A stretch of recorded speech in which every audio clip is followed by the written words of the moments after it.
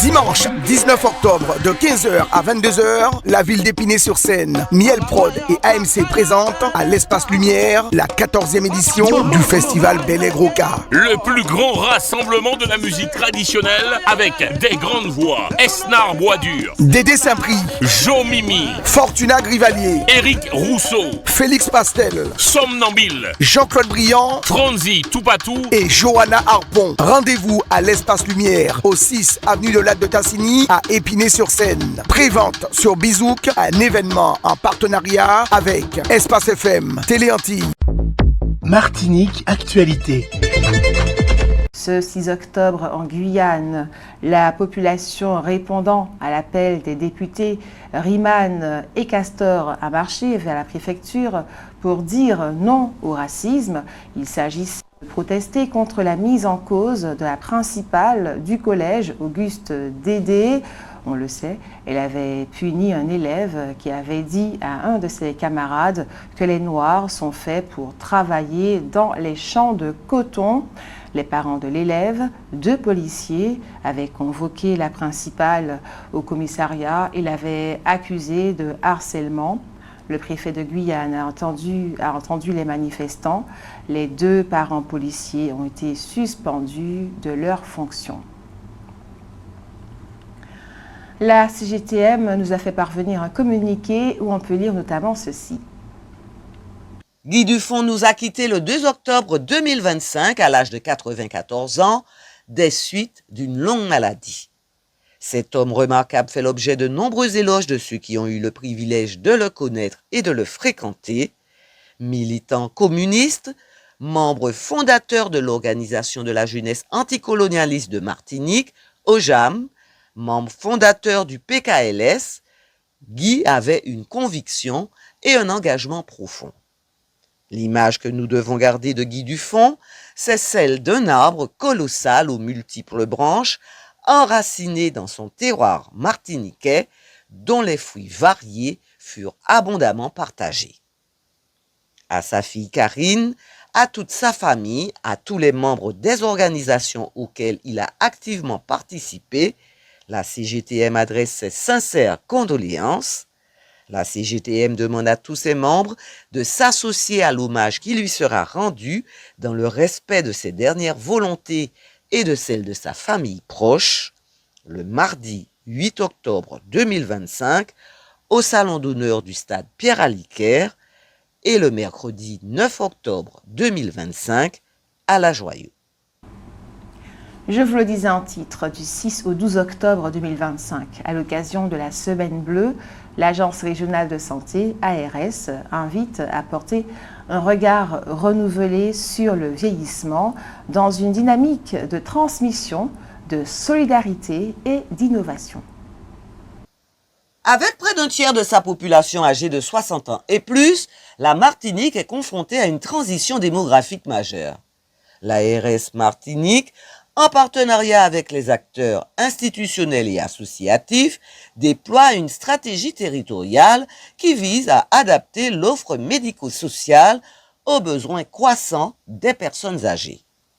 En 2024, près de 80 millions d'euros ont été mobilisés pour soutenir les structures et initiatives locales dédiées au grand âge, tout en favorisant le développement de dispositifs innovants et adaptés aux spécificités du territoire.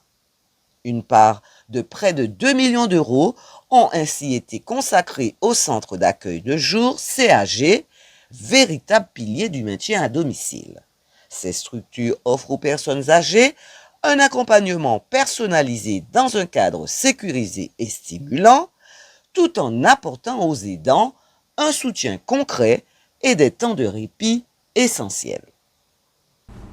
D'ici fin 2025, la création du Gérontopole viendra enrichir cette offre. Elle a pour ambition de garantir à chaque personne âgée un parcours de vie sécurisé, digne et personnalisé, en cohérence avec les réalités locales et les besoins de la population. En 2026, l'ARS Martinique intensifiera son action en faveur du bien vieillir en lançant plusieurs expérimentations innovantes sur le territoire. L'objectif étant de proposer des solutions concrètes et adaptées aux besoins des personnes âgées, tout en favorisant leur autonomie à domicile.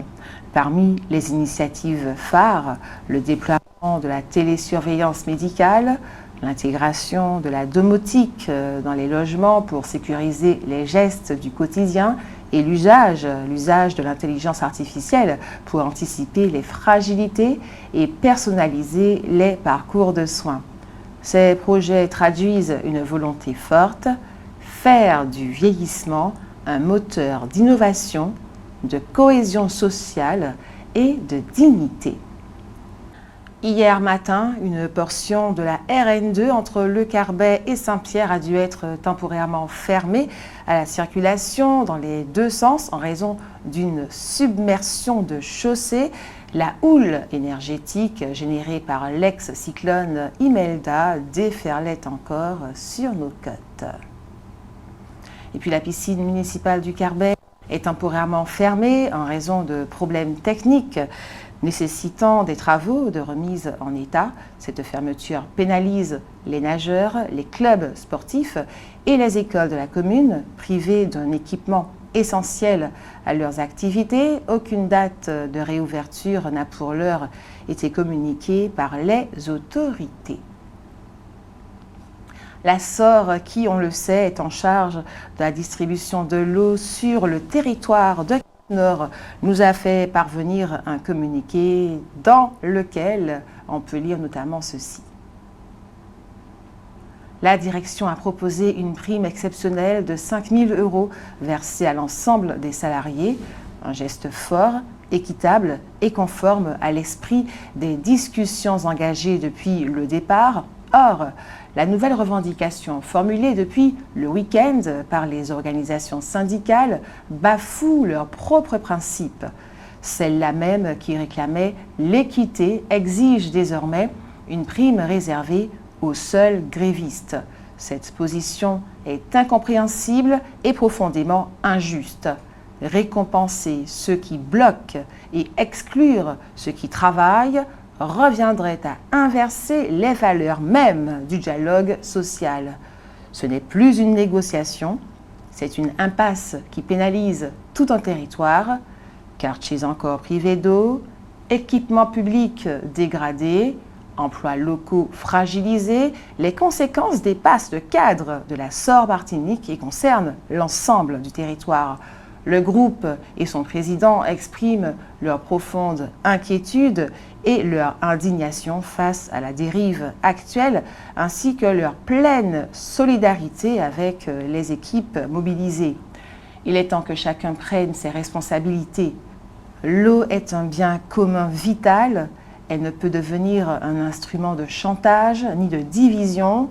Ce qui se joue aujourd'hui n'est pas la victoire d'un camp sur un autre, mais la capacité de la Martinique à se rassembler et à garantir à tous un accès à l'eau dans des conditions sûres et équitables. Fin de citation. Et c'est donc un communiqué de la SOR. Depuis ce communiqué, le directeur régional de la SOR a affirmé que la société ne paiera pas les jours de grève et a envisagé son retrait de ce marché. Ce serait bien entendu une première dans notre pays.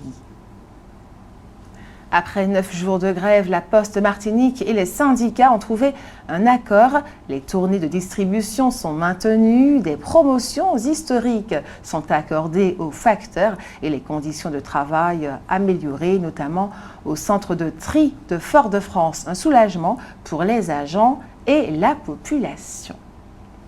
Et puis en Guadeloupe, au Moule, un cambrioleur a été abattu par le propriétaire de la maison qu'il dévalisait. Toujours en Guadeloupe, un parieur du PMU à Bemao a remporté la coquette somme de, tenez-vous bien, 111 855 € portée par un quintet chanceux. Outremernews.fr, le site de l'actualité Outre-mer, 24 heures sur 24 et 7 jours sur 7. Retrouvez la chaîne Outremer News sur YouTube.